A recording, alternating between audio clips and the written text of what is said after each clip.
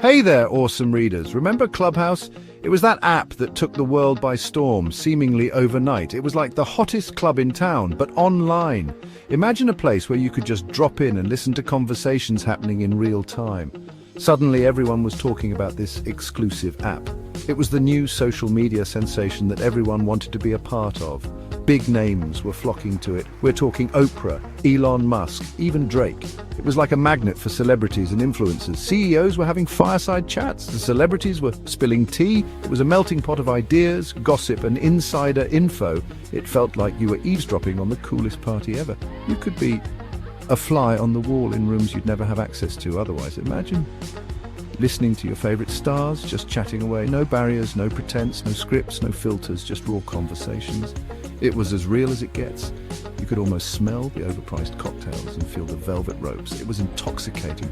The exclusivity was part of the charm. People were dying to get in. The fear of missing out was real. The invite-only system just added to the allure. It was like being handed a golden ticket to an exclusive event. It was like a digital speakeasy.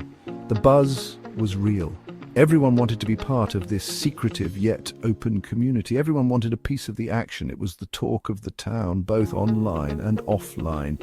It was the golden ticket to rub virtual shoulders with the elite. Networking had never been this exciting. Clubhouse became the place to be seen and heard, even if it was just through your phone. It was a revolution in social media.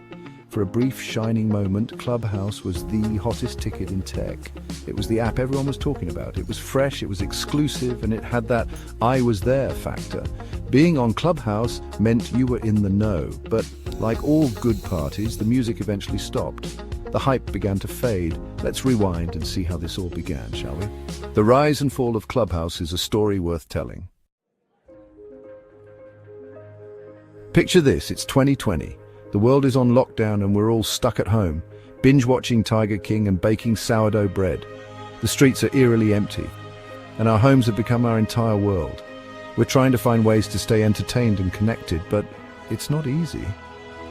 The isolation is starting to take its toll. The pandemic had us craving connection. Enter Clubhouse, stage left. This new app promised a different kind of social interaction, one that didn't rely on visuals but on voices. It was a breath of fresh air in a time when we were all gasping for some human contact. Launched in March 2020, Clubhouse offered something different, a live, audio-only social media experience. Unlike other platforms, it wasn't about posting pictures or videos. Instead, it was about real-time conversations where you could hear the tone and emotion in people's voices. No more perfectly curated photos or witty captions, just real-time conversations like a phone call with friends, but with the potential to reach thousands. It was like having a chat with your best friend, but also being able to eavesdrop on fascinating discussions happening all over the world. The timing was perfect.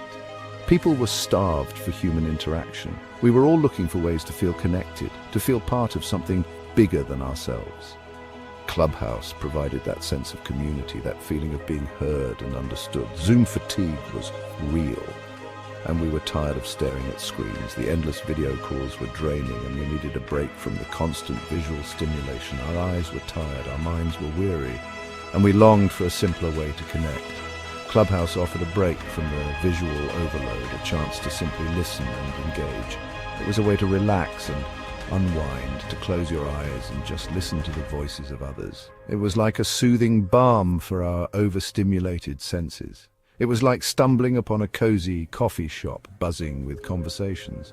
You could join in or just listen, feeling the warmth and camaraderie of shared human experiences. It was a virtual space that felt intimate and welcoming. You could drop in on discussions about anything: tech, politics, books, you name it. The variety was endless and there was always something interesting to listen to. It was like having a front row seat to the world's most fascinating conversations. You could listen to experts, share your thoughts, or just sit back and soak it all in. It was a platform that encouraged participation, but also respected the value of simply listening. In a time of isolation, Clubhouse became a lifeline, a way to feel connected and engaged with the world. Word of mouth spread like wildfire.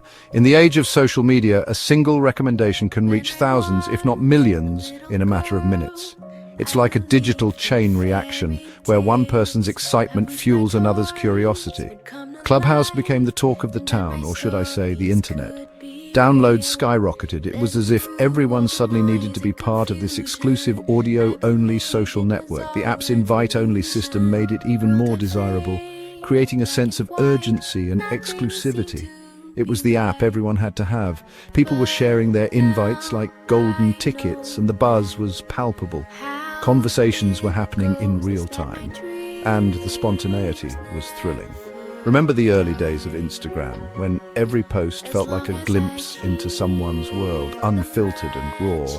Clubhouse brought back that feeling, but with voices instead of pictures. Yeah, it was kind of like that. A nostalgic return to a time when social media felt more personal and less curated. People were connecting on a deeper level, sharing stories, ideas, and experiences in a way that felt refreshingly authentic. Suddenly, everyone was a Clubhouse influencer. From tech gurus to comedians, everyone found their niche. The platform gave a voice to those who had something to say, and listeners were eager to tune in. People were hosting rooms on everything from cryptocurrency to knitting. There were book clubs, comedy shows, even dating events. The possibilities seemed endless. It was a melting pot of interests and passions, all converging in one place. Investors were throwing money at Clubhouse like it was confetti. The app's potential seemed limitless, and everyone wanted a piece of the action. Venture capitalists saw it as the next big thing in social media. The company's valuation soared to a staggering $4 billion. It was a meteoric rise that captured the attention of the tech world. Headlines were filled with stories of Clubhouse's success. It seemed like nothing could stop the audio revolution. People were tuning in from all over the world, eager to be part of the conversation. The app was redefining how we connect and communicate, but as we all know, what goes up must come down.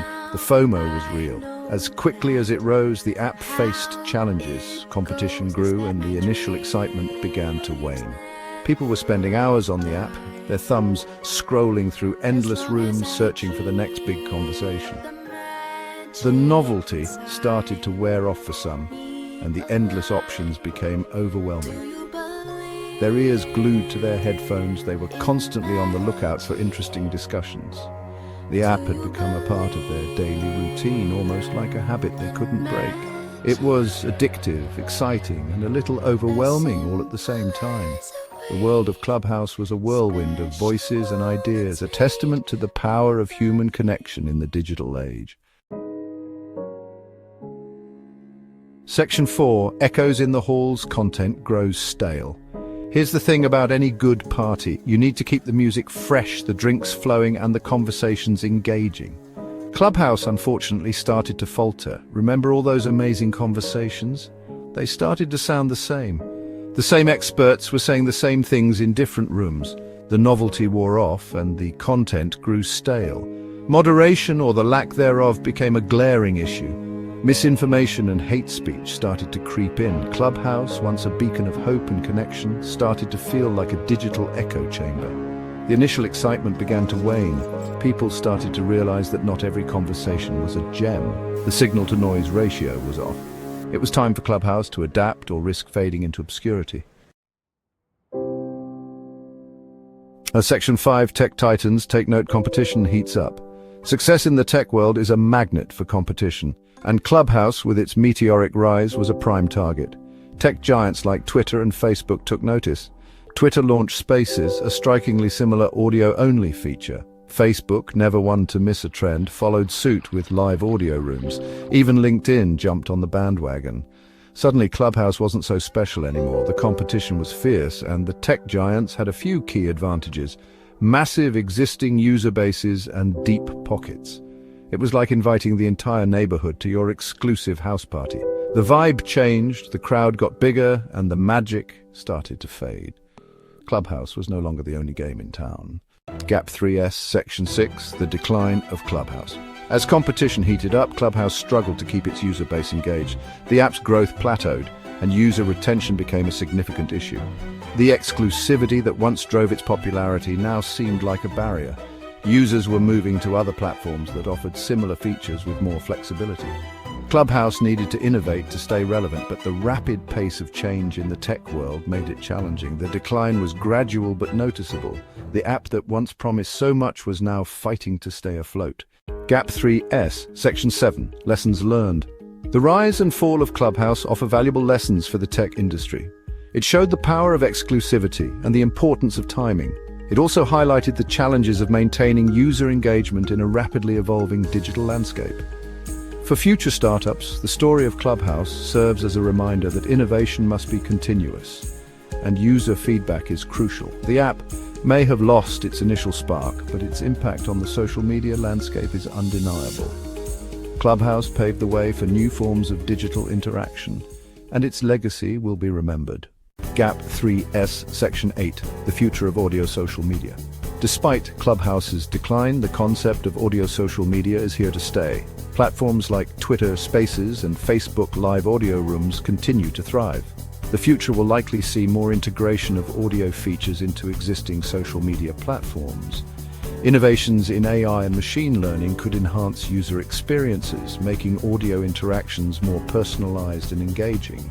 The potential for growth in this space is immense, and the lessons learned from Clubhouse will undoubtedly shape the future of audio social media. Gap 3S, Section 9, Conclusion. The story of Clubhouse is a testament to the ever-changing nature of the tech industry. It had its moment in the spotlight, capturing the imagination of millions. While its decline was inevitable, the impact it had on social media will be felt for years to come. As we look to the future, the lessons learned from Clubhouse will guide new innovations and shape the way we connect and communicate. Thank you for joining us on this journey through the rise and fall of Clubhouse. Until next time, stay curious and keep exploring the digital